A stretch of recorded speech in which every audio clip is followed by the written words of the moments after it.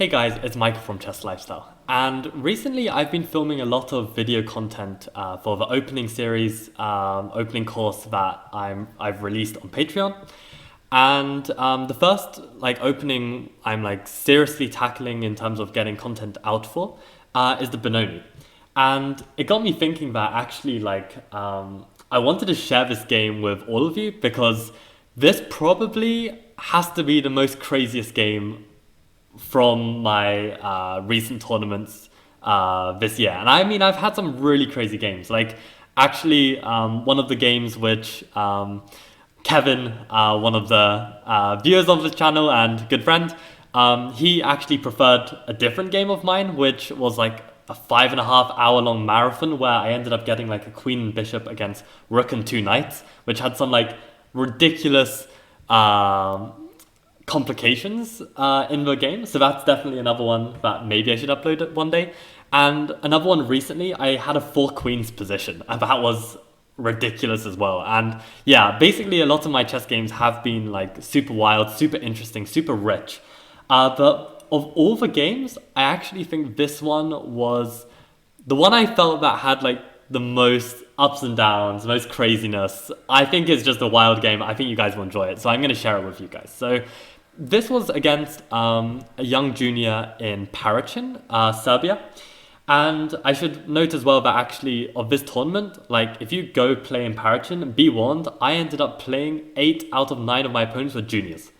So these are strong ass juniors. This kid was I don't know, 2150 or something.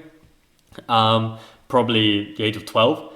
But yeah, it's always an interesting fight against them. So I played Knight of 6 and the Benoni, which basically I've been playing pretty much my whole life. But okay, I've recently had some new preparation. I mean, I've talked about this in previous videos, so let's just move on. So basically here we got this Benoni and my opponent plays Knight F3. So this is actually the line I'd been studying more recently because this line is actually extremely common, not just from this move order, but also when white starts with 2 Knight F3, you can get this exact same position where basically white will reach this. So yeah, this is a direct transposition. And actually, I hadn't prepared for this because in the database, my opponent had played e4 and then played bishop d3, which is actually a very critical line of the Benoni, where I had some very specific preparation for this. And I was very, very excited to play it because basically the line I had chosen, it gets super wild, but there are lines where I'm literally just winning from the opening if white doesn't handle it well. So I was very excited to try some of this out. I'll just show you a sample line. So basically here, white ideally wants to get bishop f4 in as well, and they can drop the bishop back to h2. So this is why knight h5 is a very interesting move to stop this. And here, if white really wants to get bishop f4 in, the only way that they can achieve this is to play g4, so that they can play bishop f4 next. But g4 comes with some weaknesses, and here h5 is a novelty that I have worked on. And after, if bishop takes d6, this is not working because I can take on g4. And if white is keen and tries to take this rook, I can actually take the knight. And the funny thing is that, okay, if he just takes back, then I win 2 pieces for the rook, which is definitely good. And if he tries to take more material, amazingly, the move knight e5 is just winning for black. Because I'm pretty sure this is right. I haven't just messed this up. Yeah, this is just winning for black because despite being a whole rook down in this current position, this pawn is just so strong. And the dark squares around the king are very weak, so the queen is just going to enter. This bishop is going to enter too, and this is just lost for white. So yeah, I had some very exciting lines, but my opponent played knight f3, and this is why it's very important that you have a very strong overall repertoire. You're not just relying on prep before a game to carry you through.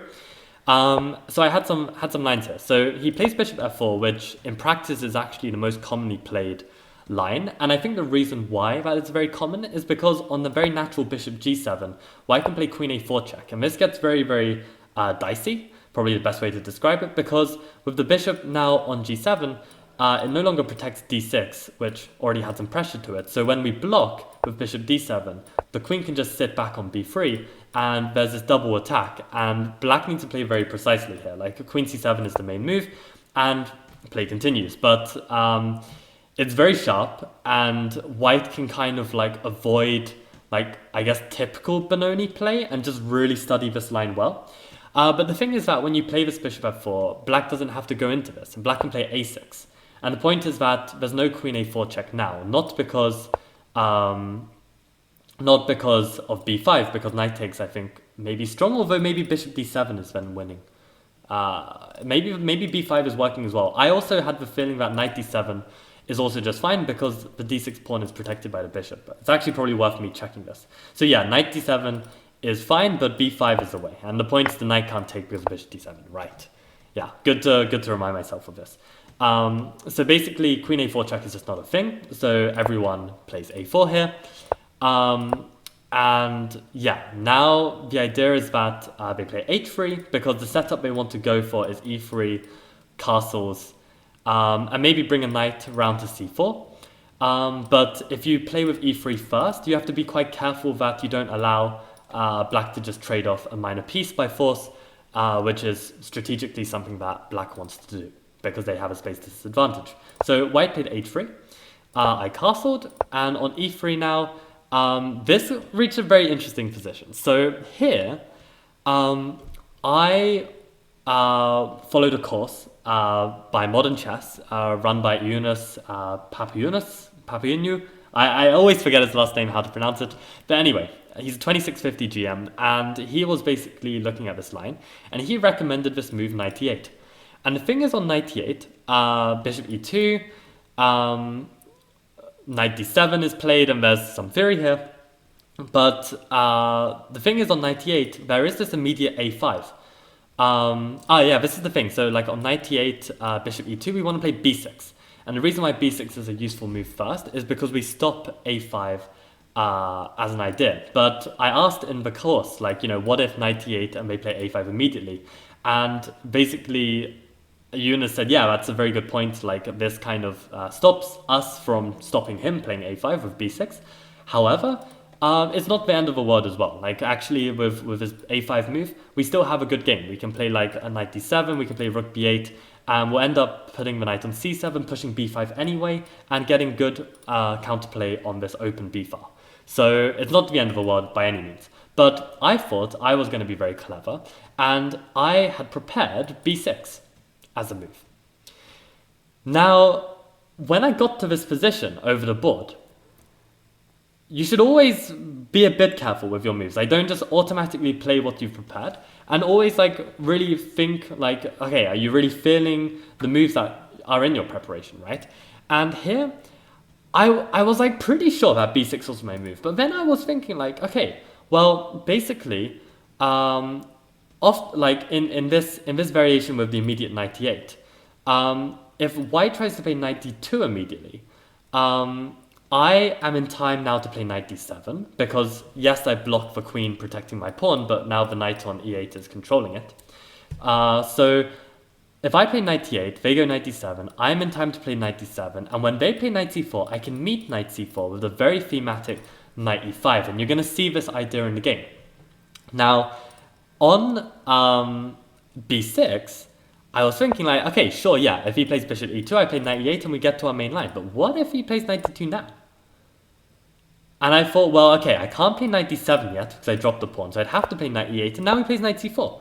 And I'm not in time to play knight e5. And how do I deal with the pressure on this pawn? Like, this knight is a very, very strong piece. Am I going to have to put my queen on c7, which is actually not where I want it? I want to put my queen on e7. And if I put my queen on e7 to play like this, well, then I'm dropping b6. And I can't play rook b8 to defend b6 first because my knight's in the way. And I can't develop a knight because it's pawn. So I was just like, this is a mess. And in fact, I was right. My prep was wrong. I prepared b6, I just assumed bishop e2 was the only move, and I didn't look at knight d2, so actually knight d2 is playable. Now, the reason why I overlooked this as well is because knight d2, engine doesn't give it as completely lost. Because knight e8 and on knight c4, there's a really, really crazy move, knight d7. But this is completely unnecessary to enter. You also have to play a very odd-looking bishop takes c3 to not be completely dead lost, and this is just uncomfortable. Like, I don't want to play this. So, yeah, this is like really good that I was able to spot this. And actually, I have a documentary to thank for this. And this is a documentary, if you just go on YouTube and you look up The Love for Wood, funny name, but okay, it is what it is. It's a Dutch documentary from the 90s, like filming like some of the best players in Holland at the time, and just like their thoughts on chess. And I remember, I think it was Jan Timman who actually made a point. I don't know if it was Jan or maybe someone else, but they said that often you will play a game and your thoughts over the board in 5 minutes can refute hours of preparation. And it's really true. Like, when you're in the game, you're really focused. Like, this can really happen. So basically, I played knight d8, like, long story short. And he played bishop e2, and now I can play b6. And this is back to the theory I had. And now he played knight d2. And this, I know from my preparation, that knight d2 is the wrong plan here. Because basically, in this position, knight d2 is one of the most common ideas when I don't play with knight d8. When I play with, like, knight d7, I play with rook e8 here, I think, is the main move. And white can play with knight d2, and I can play this knight d7. And you can't take this pawn due to tactical reasons. Like, I play knight b6, I win back this pawn, and I have more than enough compensation with my activity for these two pawns. And the bishop sits very awkwardly on c5. I used to play this line a lot. But the thing is, on knight e8, this early knight d2 is actually the wrong plan, because when I play knight d7, and knight c4, I can play knight e5. And the funny thing is that white has lost 2 tempo to basically reach the same position, where actually later, if white just makes improving moves, like castling, I'm wondering what other improving moves are there. Like, I think like they might want to play bishop h2, but with best play from white, white will actually end up reaching a position where black will probably play knight e5 anyway, and allow white to capture this knight and enter this position with the knight on d6. So basically, knight d2 is just losing 2 tempo with this plan. And in the game, my opponent decided not to take my knight immediately. I mean, the point is that if he takes my knight, I can take back with the pawn, and this gains a tempo on the bishop, and next move I'm putting my knight on d6, and this is a very strong blockade. It's a passed pawn, but my knight is controlling like many key squares, and I'm going to play with f5, play with b5, and have quite a nice position. Now, it's worth noting as well that in this position, when they take with the bishop, it's not a good idea to take with the pawn in this one, because here we actually get left with these 2 minor pieces, and typically you'd think that this bishop is a great piece. However, the thing is that this knight is actually extremely strong, and white can immediately put pressure on this. The knight also supports a potential push of the d-pawn, and it also covers this square for the knight. So the knight is very strong. So by taking on bishop takes e5, we don't make a concession with our pawn structure, and if white wants to make that concession, he's going to have to trade off this strong knight, and then we're going to get a knight on d6, and we're going to be very happy. So he castled here. And here, I have a choice now. I can actually just avoid this concession altogether by taking on c4. But the thing is here, if I were to take on c4, bishop takes, the bishop actually clamps down on my b5 play. And I also thought this helps unravel white a bit. Like, after taking here, the queen has a nice square on e2, and white doesn't really have any difficulties with development. So here, I actually felt that I played in a way that practically was stronger than the engine's suggestions. And here I played the move rook b8. And the idea is this, that, okay, right now he can't play his queen to e2, which I felt was the most correct square for the queen. And basically, if white were to take my knight or take my knight this way, rook b8 is a useful move. It's a move I wanted to play anyway with the knight on d6 to support b5. So I've made a useful move. I haven't clarified the tension, and I'm just waiting. So here my opponent plays bishop g3, which felt quite awkward. Like I realized he's trying to play f4, but it feels a bit slow. And here again, I can take the knight on c4, but first, I play queen e7. Again, a move that I don't mind playing in this structure. And it's also improving my position. I'm developing. And meanwhile, white is struggling to find a good way to develop. Now, here white played rook b1. And here I do have to be careful. Because the developing move I wanted to play was knight c7. And here, I mean, actually, now I can take back with the queen, so I no longer need a knight to jump to d6. But I was looking very carefully at this move knight c7, whether it works, because white can actually play very actively here with the move b4. And even though the knight appears to be hanging, they get some very complicated lines with like knight takes c4, and either pawn takes c5 immediately, or bishop takes c4 first, bishop takes c3, and then pawn takes c5. And the point is that my rook is hanging, so I can't take back with the b pawn, and taking back with the d pawn, maybe there's this d6 push, and my pieces are hanging. But I'll show you the lines. I can't remember exactly what I calculated, but whatever I calculated, I was happy with my conclusion. So if I were to take... yeah, I was looking at this idea, but I wasn't 100% sure, but I at least saw that I could take and play knight e8 as a way to defend this position, and I felt like I would be material up and dealing with his pressure pretty well. And the same idea, if he took immediately here, I take, and again knight e8. So I'd seen this knight e8 move, and then I was satisfied that, okay, I can continue improving my position with knight c7. And here, only now after queen c2, defending his knight, threatening to play b4, now is the time to trade this piece. Now that he's not been able to put the queen on e2, now is the time to trade the piece. And if you see in this position, at the starting point here with knight e5, in this position, knight takes c4 is the top move, plus 0.2. However, if you reach this position where I've made all these improving moves, white has made these awkward moves, and now I take on c4, you see that as -1. So you see that like these improving moves, black has at their disposal and white doesn't. So you can see where the understanding in the Benoni can be really, really useful to being able to outplay your opponent. So here, knight takes c4 was finally played, and I follow up with b5. And now this is great because I've managed to get b5 in. This is also the reason why the knight is on c7. And after takes, I was thinking a really long time, like what is the correct way to continue? And the move I was looking at longest was trying to make b4 work. And the reason why I wanted to play b4 is basically to gain some space, maybe bring my knight to b5, or maybe bring my bishop to b5. And I also saw a very interesting line where if white tries to play knight e4, attacking this d6 pawn, I can pin with bishop f5, and white can break the pin with bishop d3. I mean, this line of bishop takes d6 instead of bishop d3 is not working because I can actually just take the bishop and I win a piece because the knight can't recapture because the queen hangs. So let's go through that again. On knight e4, so sorry, b4, knight e4, bishop f5 pinning, bishop d3 to break.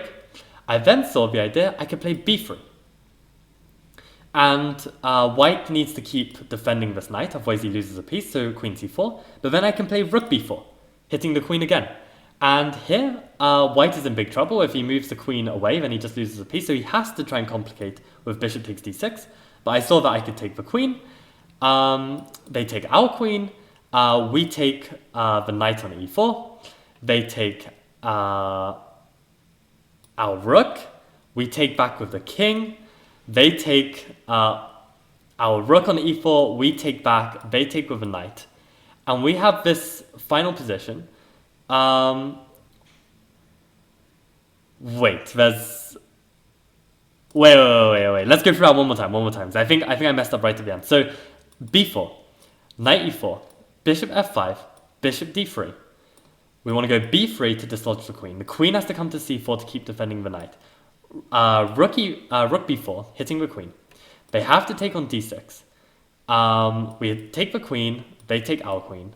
We take the knight on e4, they take our rook. We take back the bishop, they take our rook, we take back of the bishop. So that final position, we have a pawn still. Do we have a pawn on b4? God, this is really tough to do when I'm not like completely in the zone. No, I've played the pawn to b3 already. Remember, so I have a bishop on f5. Well, no, I've taken the bishop, the knight on e4. Sorry, so I've got a bishop on e4, a bishop on g7. I've got a pawn on b3, and my opponent has 2 rooks. But I felt that with this pressure on b2 and this rook being attacked, if he has to move the rook, well, then I'm going to be able to win this pawn. And I felt like this would be enough compensation. So this is a wild, wild line. And actually, by the end of it, I'll just play it out here. We get this position where I felt that I would be better. And yeah, sorry, I forgot to mention I still have a knight. So this is not just 2 bishops against 2 rooks. I've still got a knight. So this is a very important material, material I've got here. So it's only 2 points up for white, but I felt like this was a better position. So I calculated this, and my opponent just played knight a4. He didn't play knight e4. So after all of this, he didn't even play this line I looked at, which was quite frustrating. And I spent a really long time thinking here. I couldn't find a way to refute it. I spent 18 minutes, which practically is a very bad decision because that time could be better spent elsewhere. And I decided to simplify. Now, actually, the way I simplified was actually the correct way according to Engine. But here, I was supposed to not play bishop e5 and further simplify, but simply play knight b5. And all I'm really doing is just trying to gain some space. I'm going to play with f5. And yeah, I'm trying to think what my idea is, because here the engine says like b3 is the only move, but let's say white just plays a nothing move like king h1. What is my plan? So it says black is significantly better, but we want to understand why. So, okay, one move that I saw was rook f e8, which would make a lot of sense. Rook f d8 makes sense too, because we want to protect this d6 pawn a bit better, so that we can actually start trying to transfer our queen to somewhere more effective. This knight is hanging right now, so I guess that's a key point. Like, this knight is actually very offside, and if white ever plays b3 to ensure that the knight has a way to go, the engine just likes this position where even though white can maybe get his knight to a better square, we're in time to get this structure. And even though this is very static, this bishop is going to help us dominate the a file, and I guess this is enough for advantage. So I didn't see this. I didn't see this in the game, and unfortunately I played bishop e5 instead. And he played f4. I dropped back.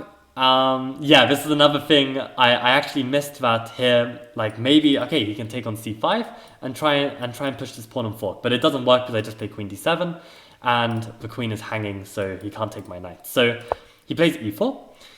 I throw in a check, and here I could have kept the advantage by playing f5. And this is a very thematic idea to undermine this central structure.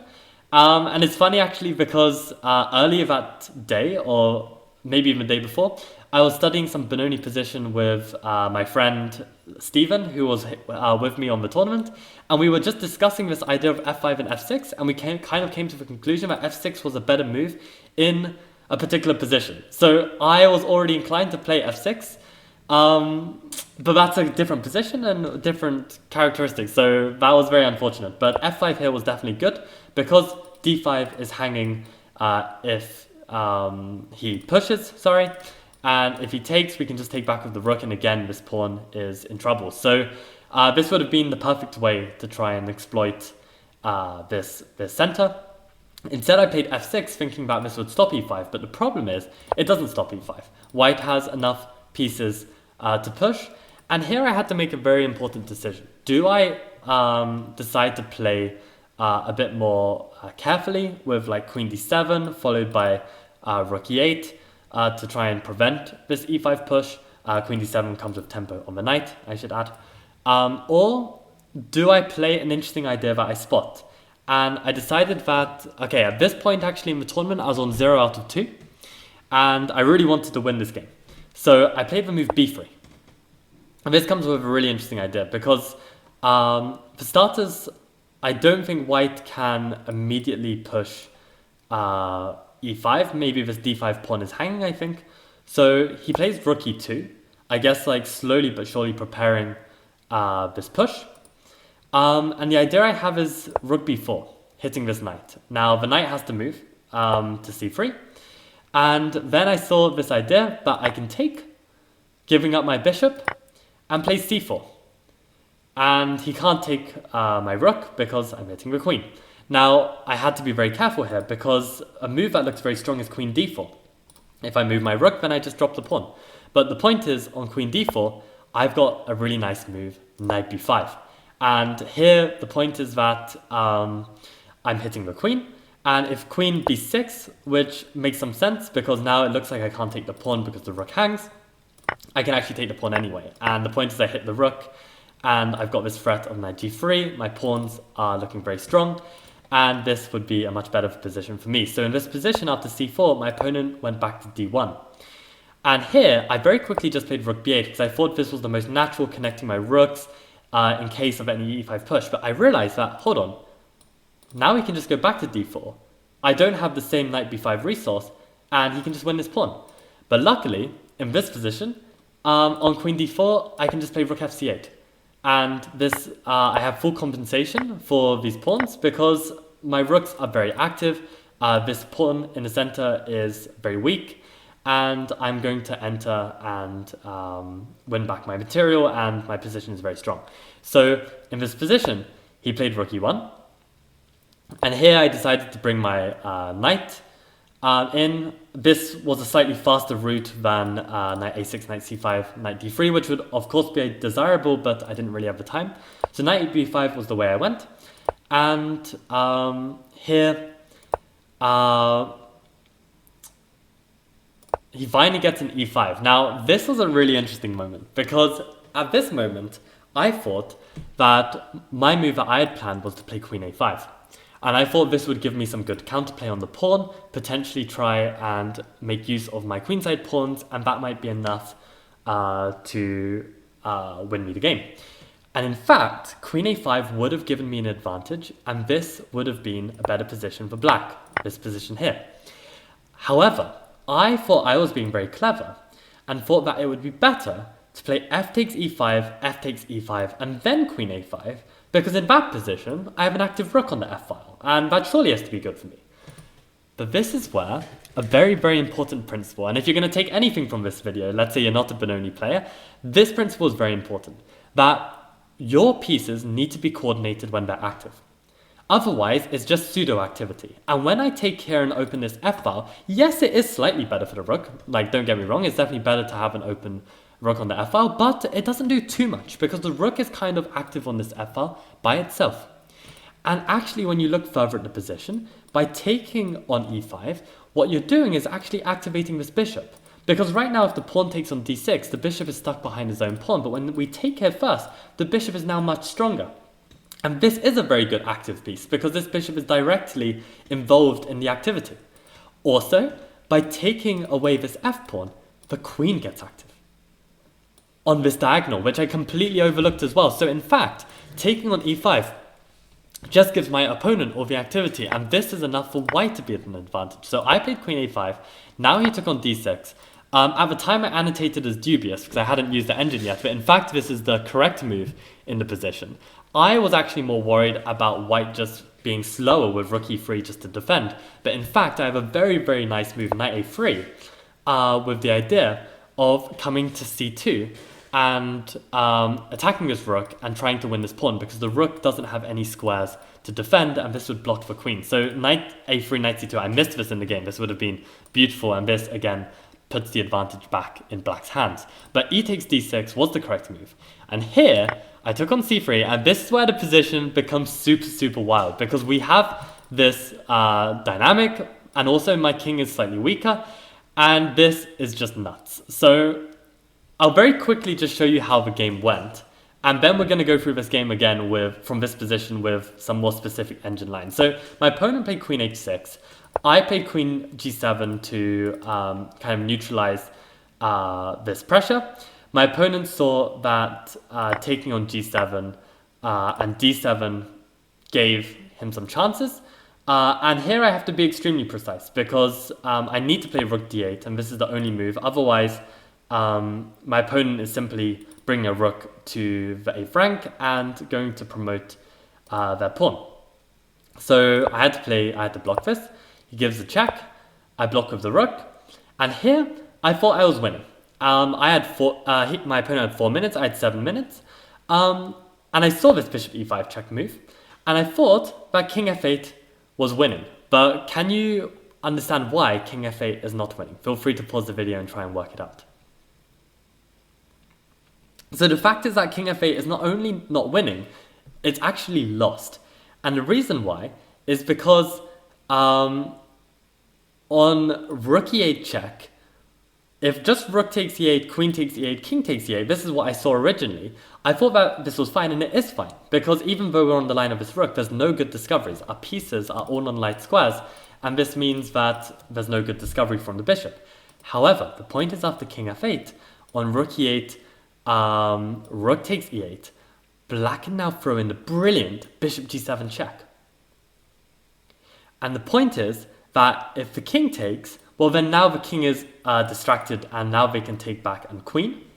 And if on rook e8, rook takes, king f8, rook e8, rook takes e8, king f8, rook e8, rook takes e8, bishop g7 check, we also can't take the bishop, because then the rook will take our rook with check, and this is game over. I'll just play that out for you. So here, bishop g7, very, very strong move. We can't take this, because now they can take with check and promote. Actually, I'm wondering they can just queen as well. I guess this is also a win. So at this moment, I was suddenly very shocked, and I realized that, okay, now my situation has changed. I actually have to play for a draw. And at the time when I was playing this game, I didn't really have some newfound advice, which I found very useful in my most recent tournaments, which is like when you feel like the stress, you feel the pressure, like let's say your opponent or like has played a move and you've suddenly realized that the position is different to what you expected, and you're like, you know, the adrenaline's rushing, you're getting really stressed about it. You need to really just focus on the position, take a fresh breath, reevaluate, am I really trying to win now? Am I trying to draw? Am I trying to lose? Try and be like really calm and objective, and focus on your breathing. You need to try and be calm in these positions, because if you're really, really rattled, it's going to be really difficult to play objectively here. And actually after king g8, he gave a check, I blocked, I repeated, and I expected that this position would just end in a draw. But my opponent was down to 30 seconds, I still had 5 minutes, and I offered my opponent a draw. And this is a really interesting thing actually, because the funny thing is that my opponent, my coach Nicola, like made this clear to me. So he said that when I offer a draw in this situation, like my opponent knows it's a draw. He can repeat, and he knows that I've got nothing better than to repeat. So if he wants a draw, he will repeat and it's a draw.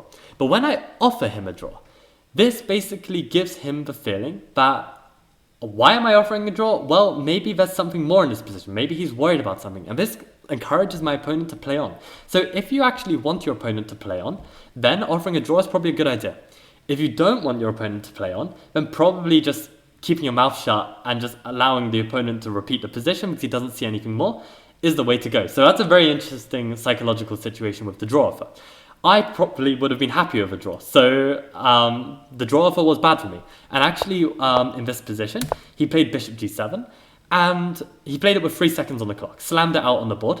And this was a move that wasn't in my candidate. So I suddenly now had to calculate it. But I was like really, really rattled from the previous position, now this position. And well, firstly, I thought, okay, I can take. But my calculation was all wrong. I thought I was just winning here. I thought that, yeah, after rook e7 check, I thought that king g8 was just winning for me. Like these pawns would just win, and I've successfully stopped this pawn. But of course, king g8 is just completely lost because he just takes and rook e8 check, and I'm just losing here. So that I was then now like not confident with my calculation, and I only had 5 minutes. So here, I take a really wrong approach because I start to think that, okay, if I can't go king g8, I need to go king h6 or king f6. And I start to calculate this king h6. But I really don't bother calculating king f6 at all. And actually king f6 is the most clean way for a draw. Because basically white just needs to repeat. Otherwise, in this position, like if he tries to play for a win and take this rook, well then I can just take this rook, which I'd completely missed. I was just looking at the fact, like at first glance, that okay, king f6 doesn't work because rook takes f8, rook takes f8, rook e8, and white wins. But of course, on the f6, I'm hitting this rook. So I should have given king f6 more of a look. And basically here, rook e6 would need to be played, and black would need to settle with a perpetual. Now, in fact, actually, Engine suggests that king g5 is actually slightly better for black. So maybe I even could have played on for something more. But instead, I played king h6. And the thing is here, I actually calculated a line pretty nicely. And that is basically on rook takes f8, rook takes f8, rook e8. I had looked at the line. What if I go rook check, king h2, push the pawn, they promote, and I promote. And in this position, I saw that they could go queen check here, and I go king g7, and I felt that there's no way to continue, because if the rook tries to come back to e7 check, I can very carefully go to f8, and on f8 I will actually be safe, because the queen can take on h7, but it's not a check, and I have a rook and a queen that's going to start checking white's king, and I thought I will be fine there. And white can't give a check here because my rook is on f1. And there are no good checks. So I saw this position and I was getting flashbacks to one of my games in Zagreb in the European Amateur Championships, where I also had this crazy position where my king was kind of surviving by a single move, and otherwise my pieces were dominant enough to start attacking my opponent's king. So I got these flashbacks and I calculated this, and I felt like this would be enough for a draw. Now, the position actually got to this point, to rook e8, and I decided that it would be worth recalculating just to make sure, because if it's not working, then, you know, I need to do something different. And I look here, and I say, well, okay, if I go check, king h2, b2, he queens, I queen, then he goes check, king here, and for some reason, in my time trouble, I thought that he would check on d7. And suddenly here I panicked, because obviously if the check is from d7, then I'm lost. Because here I don't have king f8, because white can simply go queen e7 check, and I'm getting mated. So I completely miscalculated that the rook is not on d8, it's on e8, and my first calculation was correct. And this is the thing, I think nowadays my calculation hasn't improved, but my stability in a game under time pressure, I'm focusing on my breathing, I'm calm, I won't make the same mistake. Because this is not a problem with my ability to calculate. I can see the moves, but I mean, sure, this is a problem with my visualization, but it was as a result of me being super stressed, shuddering, being completely rattled, that I made this blunder. So yeah, to be composed is a really, really important skill as well. Not just your actual raw skill of the calculation. So here, because I thought that was losing, I then played b2, which I was hoping that I would get some kind of perpetual here. But the problem with this is that I suddenly realized that if I play queen b2, he just queens, I don't have a perpet, because I go check, he goes king here, I go check, he can block with the rook, I go check, He blocks with the rook. I go back to e5, d4 with check, and he just plays king h1. So there's no perpetual here. So because of this, I realize that the position is quite desperate, and I see that actually I've got a very nice idea, knight d6, and when he queens, knight f5. And my knight covers the square, and as we know, the queen and knight are very strong at giving potential checkmating chances. So I thought maybe I have enough to, maybe not checkmate, but at least perpet. Now, he played queen c7, which I thought was best. I played queen e4, defending this pawn, centralizing my queen. And now he played rook f7, and at this moment, I was thinking, okay, like, he's going to play rook takes h7, king g5, h4, king g4, and I was like, you know, there's no more checks here. Like, my king and knight and queen are very active. Like, maybe I'm doing well here. So I was thinking, like, okay, like, this is good. Now, what should I do instead? So at this moment, I thought, well, okay, maybe I should grab this pawn, prevent it from ever being a risk coming down the board. And after takes, well, then check, king here, yeah, h4, king here, and I felt like, you know, this position looks really great. Like, maybe I have some very good chances here. And then I thought at the last second that actually also I can play king g5 first if I want. Like, now rook takes h5, and now I can take the pawn, and this is also a transposition. But then I was thinking, like, okay, like, you know, if I play king g5 first, maybe I have to worry about d6. Like, maybe I don't want to worry about this. So I played queen takes pawn. Now, the thing is here that actually, d6 is never something to worry about because this cuts off the queen, and I've got a very, very easy perpetual check. Absolutely no chances for white to stop that. So d6 is just not a move. And the problem is, as soon as I took this pawn, I realized that my original idea of bringing the queen to e4 was not only to cover this pawn, but to cover this check. And I couldn't believe it. I kept a poker face, and actually my opponent missed queen f4 check as well for 20 seconds. I mean, both of us were like, you know, really, really stressed, and like, you know, we've calculated this whole game, like lots of work has gone into it, and we're just exhausted at this point. And finally he spots queen f4, and now I'm lost. Because the point is I can't move my king because of check, and then takes my knight and it's checkmate. And on g5, well then he just wins a piece, and this is dead lost. So had I played king g5 first, realizing that d6 is nothing to worry about, seeing this correct continuation, and rook takes h7 is actually the only way to play for an advantage here, and the moves are extremely, extremely difficult, I would have had good chances to draw this game.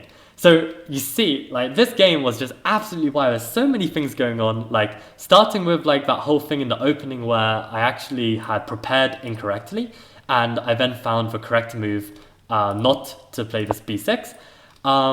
Then like having this whole subtlety about improving my position, not just simplifying with knight takes c4 early. I thought that was really interesting. Then finding like this correct way with b4, which was engine top move, and not calculating correctly that knight e4 is not working. And then later to have this like wild position where here I shouldn't have played f6 but f5 to hit the center, and then deciding to play on with b3 instead of playing more passively. And then this moment where I basically play f takes e5, which is wrong, instead of the immediate queen a5 for all the reasons I said earlier. And then this wild, wild position. And trust me, like, I don't know if it's worth going into in this video, but basically, even at this point, the continuations were just completely ridiculous. Like, I'll show you, like, from move 36 here, both of us were making errors. Like, for instance, at this moment, when he played queen h6, obviously, like, I saw that I could take this bishop for free, but I thought this is the whole point. He's going to just play rook e7, and I'm completely busted. But incredibly, queen takes g3 is winning for black, because on rook e7 I have the only move queen takes e1, and the point is I sack the queen, but the point is I get this fortress with like my knight defending my king. There is no way that white can break this, and my pawns and the rook are going to be enough to win this position. Like, what the hell? Like, what the hell is that? And in fact, actually after queen g7, this was winning for white. Had white played queen h4, keeping the queens on, threatening to bring the rook down, I am busted here. And actually after this position, this is a draw with best play. And like, yeah, this is where basically this is all pretty forced. And then this bishop g7 is actually a mistake. And here, king f6 is the way to go. King h6 is not a blunder. It's just dubious because king f6 would have given me potential winning chances, like this line with rook e6 check and king g5. Like, the point is that here I can actually just take on d7, and the pawns are enough to win this position. So yeah, absolutely wild game. But I hope you can see, like, this is how rich the Benoni is, and this bishop f4 line is like the line that a lot of white players play. So I hope that inspires you to play some Benoni. And yeah, that was probably my wildest game of 2023. And to be honest, I think, like, now that I am a bit more stable, like, my most recent tournament I played in Doncaster, I got 3 points out of 5. I won 2, drew 2, and lost 1. And they're all against, like, pretty strong players, like 2100. So, very happy with that result. And I think, like, my repertoire is getting more solid. My chess in general is getting more solid. I'm just hearing certain pieces of advice that are just helping, like, you know, glue my overall chess ability together. So hopefully there won't be any games as chaotic and as wild as this one, but who knows, there are many more games to be played, and to be honest, with my kind of style of chess, there's definitely going to be some chaotic games. So thank you guys all for watching until now. As I've mentioned on my Patreon, that I will give a shout out to all of the Patreon supporters in whatever form that they support. So thank you very much for the support at Chess at Over 50, Bearfang, and Goji Shak. So thank you so much for supporting the channel. For anyone who's interested, I will leave the link to the Patreon below. Basically, I am showcasing my repertoire, my tournament repertoire, the moves that I am playing, not just some lines that I'm preparing that I've not got experience of. I'm constantly updating these lines. I'm creating video files for them. So if you like the explanations, you like my analysis, you think you can learn something from them, I would very much appreciate your support to keep funding me to play in tournaments and making these videos, yada yada. Thank you, and see you in the next video. Bye.